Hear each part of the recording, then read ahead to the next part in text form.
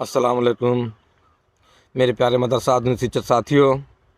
जैसा कि आज फिर से और प्रूफ के साथ एडवांस के साथ मैं आप लोग के बीच में उपस्थित हुआ हूँ। 3-4 इम्पॉर्टेंट टॉपिक पे डिस्कस की जाएगी और आपको मैं 3-4 प्रूफ दिखाऊंगा। उसके बाद में भी हाई कोर्ट और सुप्रीम कोर्ट में जो राज्य सरकारों ने अलग अलग हलफनामा दाखिल किया उसके बारे में भी विस्तृत चर्चा करके मैं बताऊंगा। उसके बाद से भी जो 22 तारीख को कैबिनेट की बैठक प्रस्तावित की गई है उस पर भी चर्चा की जाएगी। तो वीडियो के लास्ट तक ले और अंत तक ले देखें और प्लीज़ आप लोग कमेंट बॉक्स में अपनी अपनी राय दीजिए, क्योंकि आप लोग का कमेंट बहुत ही अच्छा सुझाव देता है। मेरे प्यारे शिक्षक साथियों, जैसा कि 22 तारीख को प्रातः 11 बजे महाकुंभ के अवसर पे प्रयागराज में ही मदरसा की फाइल पर और मदरसा के बोर्ड पर आधुनिक शिक्षकों पर फैसले होने की पूरी संभावना है। वो भी दिन फिक्स हो गया। 22 तारीख सुबह 11 बजे उत्तर प्रदेश की कैबिनेट बैठक होगी और कई अहम फैसलों के साथ साथ सबसे जो महत्वपूर्ण फैसले की बात है वो है मदरसा बोर्ड और आधुनिक शिक्षकों पे। देखिए सरकार क्या फैसला लेती है। अब वो दिन हम लोग के सामने स्पष्ट दिखाई देने लगा। तारीख है 22। उसके बाद से जो राज्य सरकार ने एफिडेविट लगाया है सुप्रीम कोर्ट में और हाई कोर्ट में, उससे मदरसा शिक्षकों पर क्या असर पड़ने वाला है उसके बारे में भी आप लोग के सामने बिल्कुल स्क्रीन पे देख लीजिए। डिस्कस करके और सारा अध्ययन करने के बाद मैं आप लोग के बीच में एक बार से फिर से उपस्थित हुआ हूँ। आप लोग के पास स्पष्ट न्यूज जाए और वो भी प्रूफ के साथ, एडवांस के साथ। मेरे प्यारे शिक्षक साथियों, देख लीजिए आप लोग कि जो हाई कोर्ट में उत्तर प्रदेश सरकार जवाब लगा रही है, एफिडेविट दे रही है, उसमें जवाब ये लगा रही है कि राज्य सरकार की स्कीम थी, राज्य सरकार ने 31 मार्च 2022 को स्कीम बंद कर दिया। इस नाते मैं अपना 40% का जो अंशदान था वो हम नहीं देंगे, क्योंकि हमारे बीच और राज्य और सेंट्रल के बीच में ये समझौता हुआ है कि जब वो 60 देगा तो हम 40 देंगे। लेकिन सारी बहस सुनने के बाद अंतिम निर्णायक मोड़ पे इलाहाबाद हाई कोर्ट का फैसला आता है कि आप लोग स्कीम चली है 5 साल तक, तो 5 साल का अपना अंशदान 60-40 का रेशियो तय करके आप लोग को देना होगा। जो शिक्षक कार्य किए हैं, जो शिक्षक मजदूरी किए हैं, उनका वेतन आप लोग को भुगतान करना होगा। और 56 दिन का स्पष्ट न्यायालय ने आदेश दे दिया था। ये न्यायालय का आदेश का डेट देख लीजिए आप लोग, न्यायालय का आदेश का डेट आप लोग स्क्रीन पे देख लीजिए। उसके बाद से मेरे प्यारे शिक्षक साथियों, उसके बाद से एक और बड़ी लड़ाई लड़ने के लिए सरकार तैयार हो रही शिक्षकों के लिए। एक तरफ सरकार कहती है कि मदरसा में शिक्षकों का हम भला करेंगे और दूसरी तरफ हाई कोर्ट का निर्णय आने के बाद से सरकार रिव्यू में चली गई और फिर से काफ़ी लंबा विलम्ब हो गया। वो लंबा विलम्ब हमारे संगठनों के नेतृत्व द्वारा किया गया, क्योंकि जब सरकार का आर्डर आया और सरकार ने 56 दिन के अंदर अपील किया तो हम लोग सरकार से लिस्टिंग करवाने में 1 साल का लंबा विलम्ब लग गया, जिससे सारे काफ़ी शिक्षक हताशा हो गए। और आखिरकार 1 साल के बाद गए तो उसकी भी सुनवाई अंतिम पड़ाव पर 27 जनवरी को प्रातः 10 बजे जैसे ही कोर्ट इलाहाबाद का खुलेगा, मदरसा शिक्षकों की फाइल पहले ही नंबर पे लड़ेगी और उस समय भी फैसला आएगा। अब कोई डेट पढ़ने की उम्मीद नहीं है।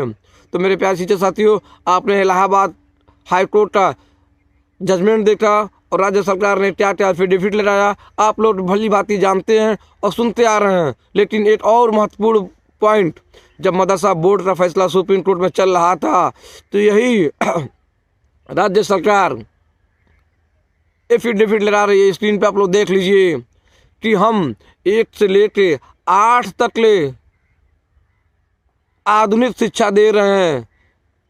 हिंदी अंग्रेजी गणित विज्ञान इत्यादि आधुनिक विषय मॉडर्न सब्जेक्ट की पढ़ाई हम करवा रहे हैं। उन्होंने सुप्रीम कोर्ट में एफिडेविट लगाया, वो भी 2024 के अंतिम महीने में लगाया। तो राज्य सरकार देश की सबसे बड़ी सर्वोच्च न्यायालय में ये एफिडेविट लगा के बता रही है कि हम आधुनिक शिक्षकों को शिक्षा दे रहे हैं। आधुनिक शिक्षकों से मदरसे में शिक्षा दे रहे हैं। और यहाँ पे एफिडेविट लगाया कि सेंट्रल गवर्नमेंट में 31 मार्च 2022 को स्कीम बंद कर दिया, तो मैं भी अपना 40% अंशदान नहीं दूंगा। तो मेरे प्यारे शिक्षक साथियों, एक राज्य सरकार 2 जगह एक ही बात के लिए अलग अलग डॉक्यूमेंट्स लगा रही है। तो मेरे प्यारे शिक्षक साथियों, बहुत भी महत्वपूर्ण टॉपिक पे आज बात हो रही है। बिल्कुल ध्यान से सोच समझ के बात सुनिए, कमेंट बात में लिखिए।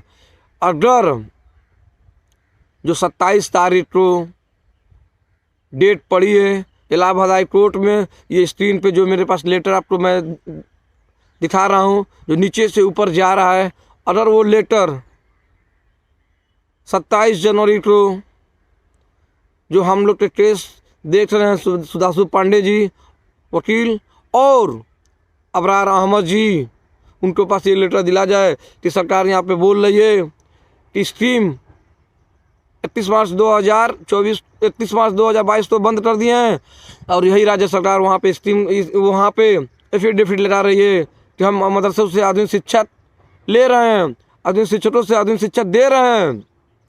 और अगर लेटर लग जाएगा तो मदरसा आधुनिक जिंदगी में मील का पत्थर साबित हो जाएगा। सरकार का बिल्कुल हाथ पांव टूट जाएगा, सरकार आगे भी नहीं बढ़ पाएगी और सरकार मदरसा शिक्षकों को चाहकर भी नहीं निकाल पाएगी, क्योंकि वहाँ पे उन्होंने एफिडेविट लगाया है कि हम आधुनिक शिक्षा दे रहे हैं। तो इसका मतलब ये नहीं कि सरकार नहीं निकाल पाएगी, इसका मतलब ये कि अगर वो एफिडेविट सुप्रीम कोर्ट का जो ऑर्डर डेट है उसकी नकल कॉपी इलाहाबाद हाई कोर्ट को इब्रार अहमद साहब को दिया जाए, इब्रार अहमद साहब जज साहब को देंगे और उसके बाद जो फैसला आएगा तब मदरसे आधुनिक शिक्षकों में एक जान पड़ेगी, एक मजबूत नींव पड़ेगी। मेरे प्यारे शिक्षक साथियों, मजबूत जान और मजबूत नींव पड़ेगी।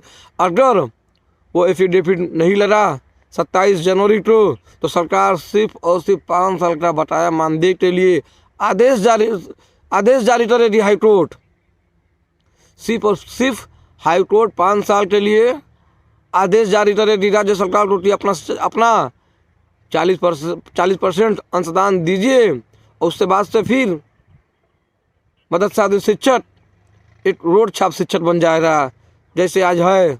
और एफिडेविट लग जाती है तो मदरसा आधुनिक शिक्षकों को एक अस्थायी नौकरी भी मिल जाएगी। मेरे प्यारे शिक्षक साथियों, हो सकता है कि कैबिनेट की बैठक में जैसे तामिल फाजिल और अन्य डिग्रियाँ मैं इससे पहले भी बताया था, आज ग्रुप के माध्यम से मैंने देखा है कि तामिल और फाजिल के बारे में और अन्य कई डिग्री के बारे में बातचीत चल रही है। उसके बाद से जो मदरसा बोर्ड का इलाहाबाद कोर्ट ने रद्द किया था, जिसकी 22 जनवरी को कैबिनेट की बैठक है, उसमें लगता है कि मदरसा आधुनिक शिक्षकों के लिए सरकार एमटेट लाने पर भी विचार विमर्श किया जा रहा है कि मदरसों में शिक्षक की बहाली अब एमटेट के माध्यम से की जाएगी।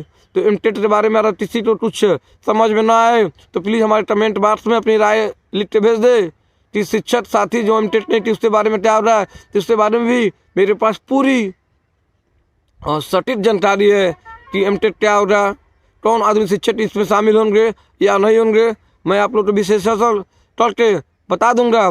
तो मेरे प्यारे शिक्षक साथियों, वो जो सुप्रीम कोर्ट में एफिडेविट लगाया है, वो किसी भी सूरत में, किसी भी हाल में जो हम लोग के वकील हैं केस देख रहे हैं 27 जनवरी को उपस्थित होंगे, उनको 24-25 जनवरी से उपस्थित कराना ही पड़ेगा और सारा मैटर बताना पड़ेगा। नहीं तो मदरसा आदमी शिक्षकों के लिए फिर से एक नया ठेला शुरू हो जाएगा, क्योंकि 5 साल का बटाया मानदेय मिलेगा और वही कुछ संगठन के लोग फिर से हम लोग के बीच में आएंगे और कहेंगे कि 2000 5,000 रुपये दे दिए, 2000 और 5,000 रुपये का चंदा धन उठाई ठेला शुरू हो रहा और फिर से अस्थायी ट्रॉल के नाम पे रीट दाखिल करेंगे, जिससे इससे अब कुछ होने वाला नहीं है, क्योंकि सेंट्रल गवर्नमेंट ने स्कीम बंद कर दिया है। सिर्फ वही एक हलफनामा है जो सुप्रीम कोर्ट में पड़ा है, वही मदरसा आदमी शिक्षकों को जान बचा सकता है लाइफ टाइम के लिए। तो किसी भी तरह दबाव बनाते सारे शिक्षक एक होते, वो हलफनामा सुप्रीम कोर्ट लाते, हाईकोर्ट वाले वकील साहब को देते, अपनी बात समझाते